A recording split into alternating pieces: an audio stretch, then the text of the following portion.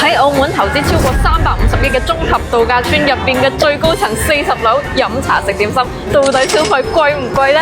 今日我哋兩個人預算400蚊，睇下可以食到乜嘢？扣埋茶位費、服務費，我估計應該食唔飽喎。夾他！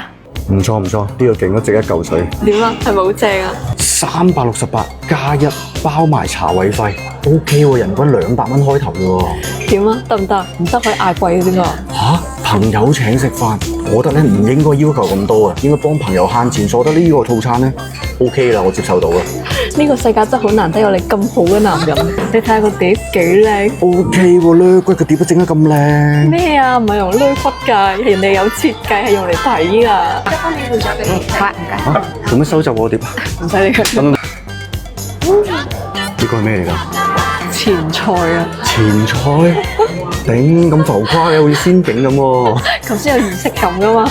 第一個出場，佢哋嘅前菜朱古力芒果流心球。飲個茶啫，仲有分前菜嗰啲。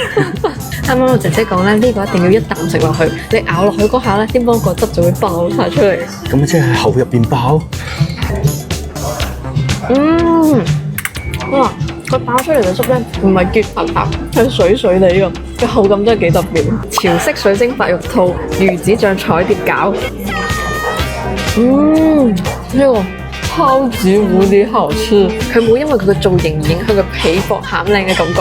呢個魚子醬彩碟餃非常推薦。呢個潮式水晶白玉兔，你睇下似唔似兔兔啊？呢個個餡幾好，但可能因為兔頭嘅形狀咧，導致佢個皮有啲厚，所以呢個咧我麻麻地。呢個櫻桃鵝肝配青蘋果凍。呢個層次分明，而且口感好燒滑，正。呢個係煙燻三色素鵝卷，好食，但唔知點樣形容。食得出佢又做得好細緻，但係咧佢唔係重口味嘅感覺，係清爽嘅感覺。呢個係牛油果醉蟹沙律，好食，好新奇，好陌生。其他飲茶地方咧都未試過呢樣嘢。呢個推薦，呢度就係今日嘅主角煎焗點心拼盤。呢個係黑松露蘿蔔酥，個皮好鬆好軟，而且好少地方見到有呢個可以食。呢個係藍天使蝦三色酥皮手提包，OK 喎。一開頭我以為佢個皮係好硬好啃喉，點知佢好鬆脆。我覺得佢唔係得個樣靚，內在都 OK 嘅。呢個係極品黑豚叉燒王，吹咁大話自己係極品。係咯，佢成個叉燒咧冇肥肉，唔係半肥瘦，應該未必得。OK 喎，食落去好中意，加上咧佢冇肥肉，完全唔怕漏。呢個我推薦，呢個係鮮蝦蟹黃空氣炸春卷。哇！又短又粗喎，你中唔中意呢種感覺㗎？咁我又唔係好介意佢外表嘅，我都主要睇佢嘅內涵。好食，真係好有空氣嘅感覺。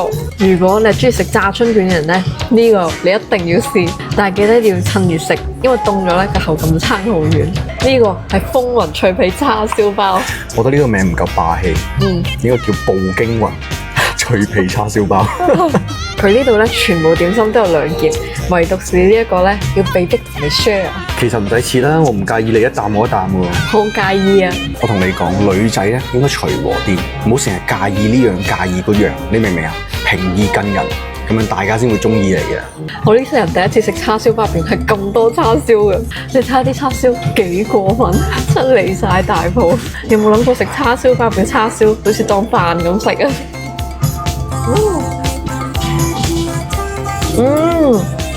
陳皮好食，個叉燒都好食。